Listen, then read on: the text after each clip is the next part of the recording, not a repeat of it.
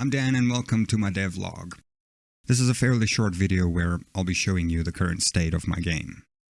We'll start with the pistol and rifle. Both weapons are fully functional with working ammo systems. Reload animations have been added, but no sounds have been added yet, as the animations would still need some tweaking, and I'm trying to avoid cluttering the project with assets that will ultimately just be replaced later on.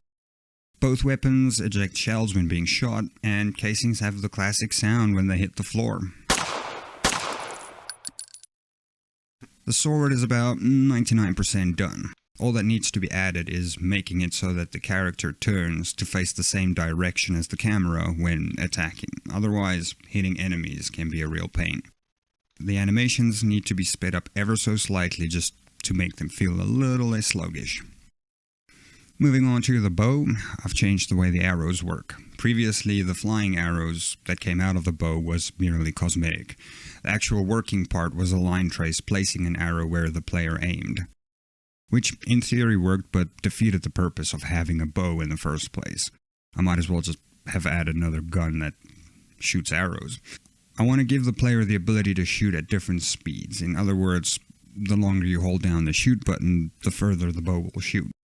It gives players a chance to really master the weapon and ultimately lead to more satisfying gameplay. We have proper flying arrows now, and I've added the draw strength mechanic.